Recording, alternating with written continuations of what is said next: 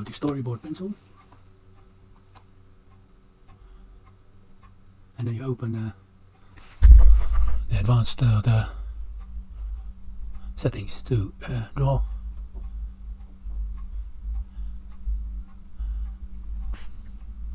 So once you have that, you go to draw settings.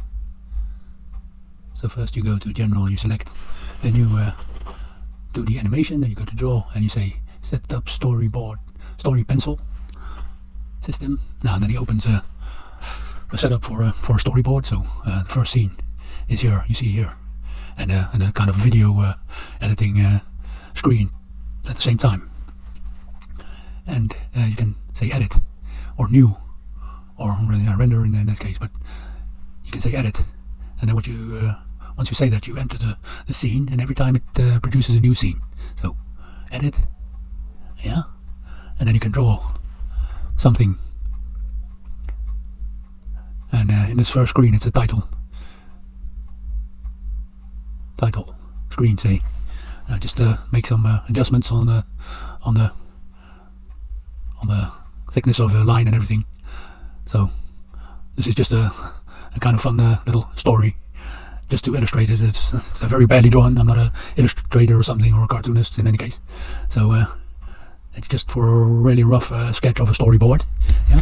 So once you've done that, say this is the title screen. You say, okay, back to the video sequence editor, VSE. Yeah. So you have the area screen.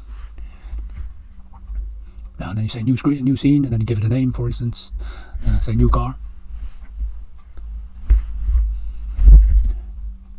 Okay, and it opens in the place where your cursor is on the timeline. So if you want to shift it on, you have to shift your timeline, and then it edits the scene there.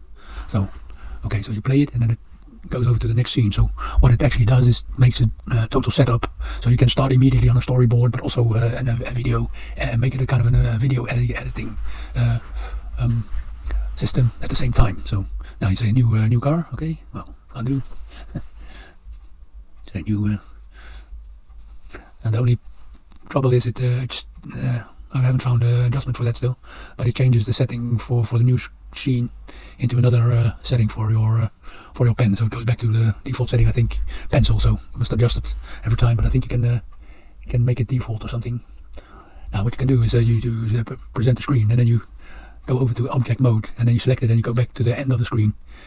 And shift it to there. And then it remembers the place because you had a new enter a new automatic keyframe underneath. So edit a new keyframe and then at the start. So you say location, and you move it to the back. Well, now it's good. Okay. So enter location there also. Oh, now you can see it moves. And new car, and then goes over to the next scene. Yeah. And you put it on the point you want to make a new scene. Make a new scene. Give it a name, so you can also find it easily, find it back easily, also in that setup. Enjoy, so he's enjoying his ride. Then draw. Let me change the ink pen back to ink pen, and make a drawing. I'm not a very good cartoonist, so it's just a really rough sketch about someone enjoying his car, driving his new car. It's your dad. So it's really, really, really bad.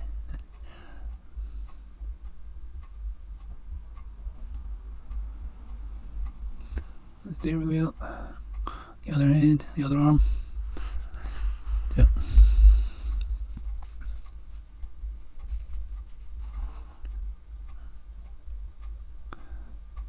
It's kind of a dashboard. Now you go over to object mode.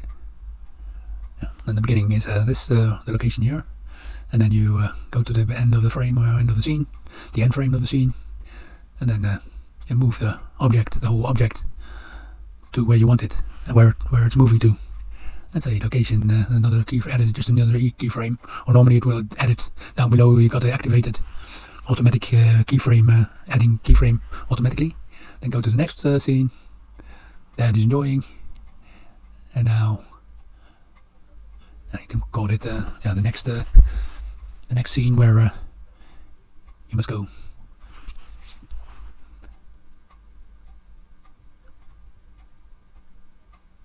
So ink pen, change it back to ink pen. So that's that. Again, enjoying, having even more fun than first. I love it.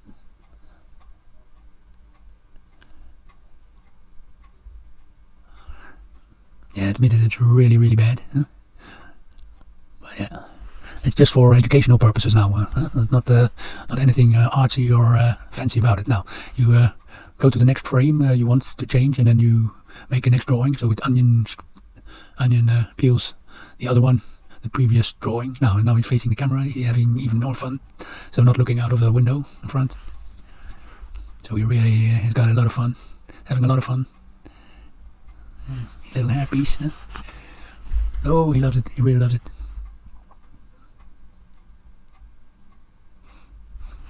Yeah. Now you go to the next. So you see it added a new keyframe automatically. The little blue round blue activated button is the keyframe adding, automatic keyframe adding underneath at the bottom. So, and then you move on to make the next drawing where he gets bashed into the windscreen or bashed into the wall, tree. So his whole mouth is skew and bashed up. His whole face is squashed. Hasn't got any ear left anymore.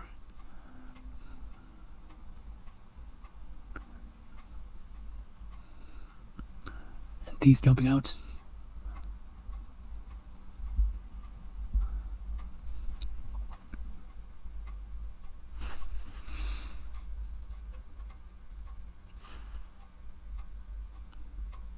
Okay, and then back to the video editing sequence editor. Yeah, so that's about how it goes. And the next scene, you say new, and then give it a name, tree. So you could have guessed it already what is going to happen now.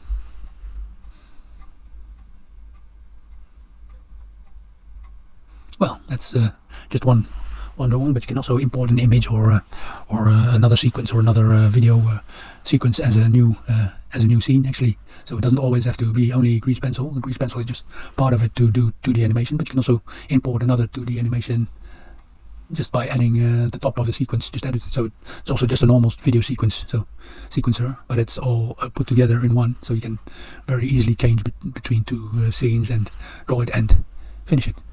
So there you go. And this is the last scene, so it's actually a five scene small animation, and you see it's about a few seconds to produce. It's about 10 minutes work or something, and well, it's not a Rembrandt or a Walt Disney, but I think it makes the point. Yeah. So back to the video sequence editor. So it's the button down there. Well, and now you can play the whole. Yeah, of course, first save it. Yeah, and then you can play the whole scene in one go. So it's about 5 scenes. So the whole video is produced in a very simple and efficient way. It's just a little bit small amount of effort. So I don't think it's not even a. It is not even a. Having fun. Oh, we love that. Boom, buff. So you see at this third or fourth scene. Save it. At this scene, it's a little bit too little at the end for what happens to him. So I can just move the keyframes to the back, so you can see it, and it's a little bit longer what happens to him at the end. So his teeth flying all over the place, and his whole face scrunched up against the windscreen. And then you can play it for the whole scene again.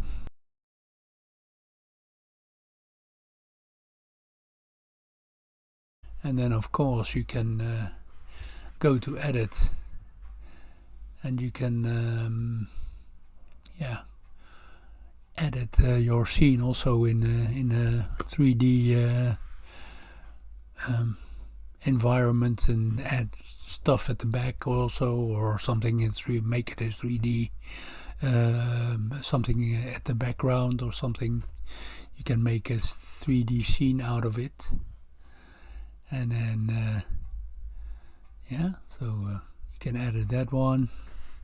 So it's just to show how a storyboard, and then of course after storyboard it can